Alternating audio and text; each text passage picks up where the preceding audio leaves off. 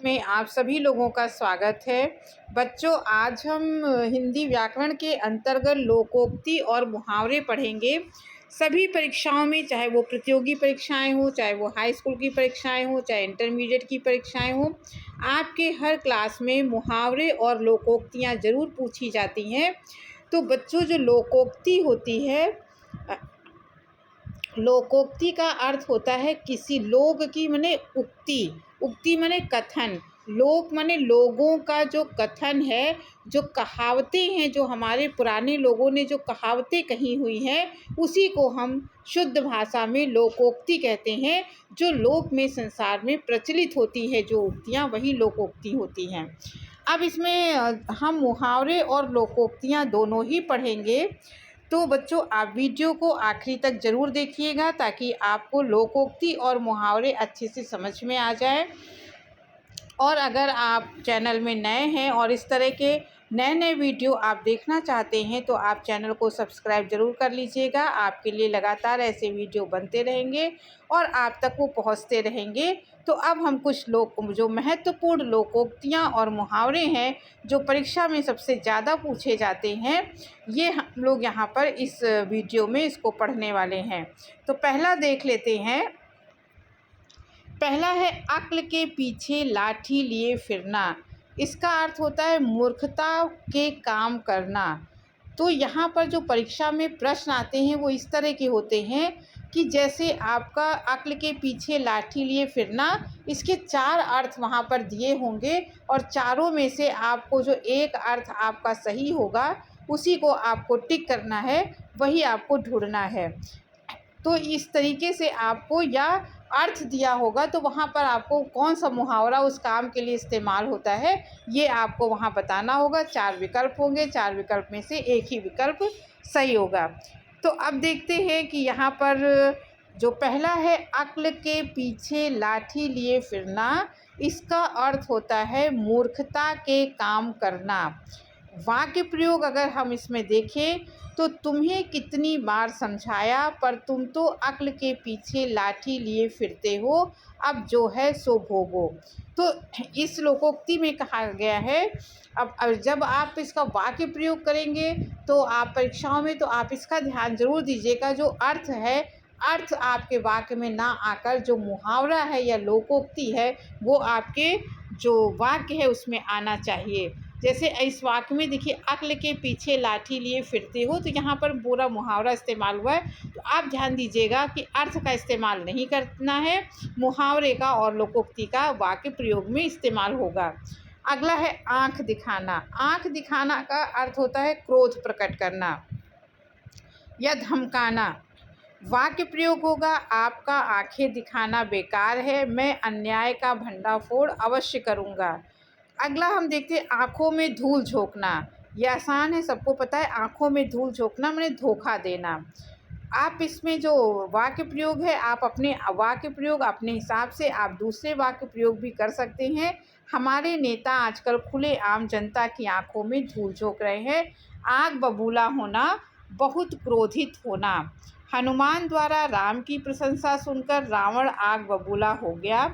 अगला है आस्तीन का सांप। आस्तीन का सांप बच्चों उसको कहा जाता है जो हमारे पास में रहता है और फिर हमसे कपट करता है। तो मित्रता की ओट में छिपा हुआ शत्रु, वो आपके सामने मित्र बनकर रहेगा हर समय, लेकिन वो आपसे शत्रुता का व्यवहार करेगा।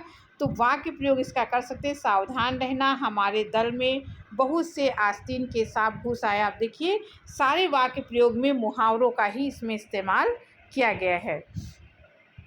आगे आपका देखिए, ईद का चांद होना। जैसे ईद का चांद बहुत दिनों के बाद दिखाई देता है, तो इसका अर्थ होता है कि बहुत दिन के बाद, अगर कोई व्यक्ति बहुत दिन के बाद दिखाई देता है तो हम वहाँ पर इस मुहावरे का प्रयोग करते हैं कि तुम तो ईद का चांद हो गए हो।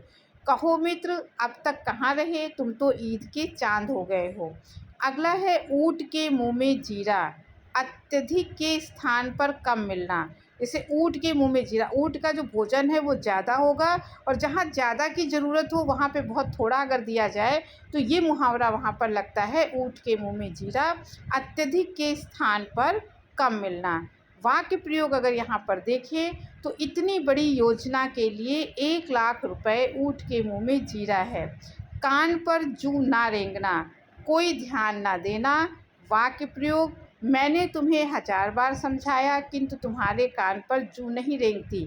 माने कान पर जूं ना रेंगना, जब हम किसी बात को बार बार कोई कहता है और ध्यान नहीं देते हैं तो वहाँ पर इस मुहावरे का इस्तेमाल किया जाता है।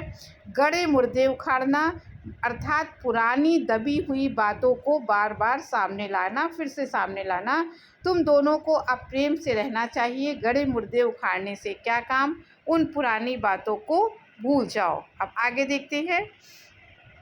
अगला है गागर में सागर भरना, थोड़े में बहुत अधिक कह देना। जैसे गागर में पूरा सागर भर देना। अब बिहारी दास के लिए आपने अगर बिहारी को किसी ने पढ़ा है तो बिहारी के लिए कहावत कही गई है कि बिहारी के जो दोहे हैं उसमें गागर का सागर उन्होंने भर दिया है। माने थोड़े देखने में दोहा छोटा लगता है पर अर्थ बहुत भरा है। देखिए वाक्य प्रयोग में भी दिया गया है, थोड़े में बहुत ज़्यादा कह देना। बहुत लोग बहुत ज़्यादा बातें करते हैं लेकिन सार बात उसमें कम होती है, लेकिन थोड़ी बात कही जाए उसका अर्थ बहुत निकले। तो वाक्य प्रयोग में बिहारी लाल ने अपने दोहों में गागर में सागर भर दिया है। अब अगला देखते हैं। आगे इसमें कहा गया है घाव पर नमक छिड़कना। एक तो घाव लगा है, चोट लगी, ऊपर से अगर नमक छिड़क देंगे तो और जलन बढ़ जाएगी, तकलीफ़ और बढ़ जाएगी। तो दुखी व्यक्ति को और दुखी करना, ये होता है घाव पर नमक छिड़कना। वाक्य प्रयोग अगर देखें, तुम उसे बुरा भला कहकर क्यों घाव पर नमक छिड़कते हो, असफलता का दुख उसे क्या कम है। घी के दिए जलाना, घी के दिए कब जलाए जाते हैं, जब व्यक्ति बहुत ही अधिक प्रसन्न होता है, खुश होता है। तो घी के दिए जलाना, बहुत प्रसन्न होना। वाक्य प्रयोग, राम के अयोध्या लौटने पर अयोध्या वासियों ने घी के दिए जलाए थे। अक्ल के दुश्मन, तो अक्ल का दुश्मन किसको कहते हैं, मूर्ख व्यक्ति को, कि वो अक्ल का दुश्मन है। वाक्य प्रयोग अगर देखते हैं, तुम तो निरे अक्ल के दुश्मन हो, कहीं संबंधी से भी बैर किया जाता है। अंगारे उगलना, अत्यधिक गुस्से में बोलना।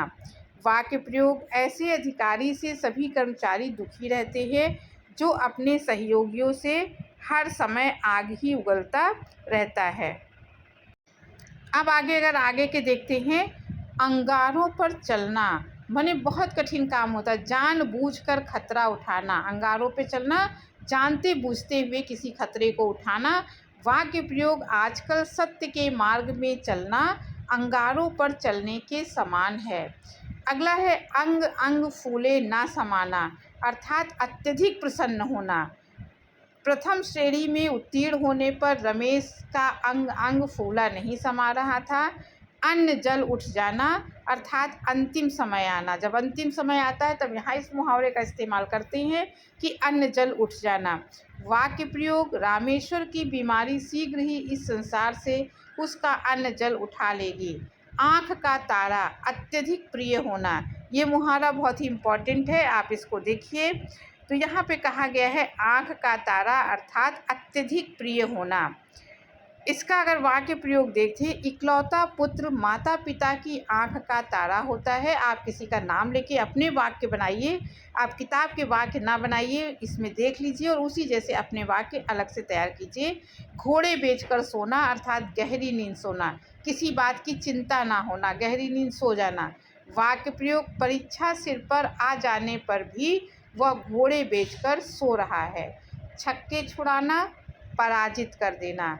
वाक्य प्रयोग, इस बार भारत की क्रिकेट टीम ने इंग्लैंड के छक्के छुड़ा दिए।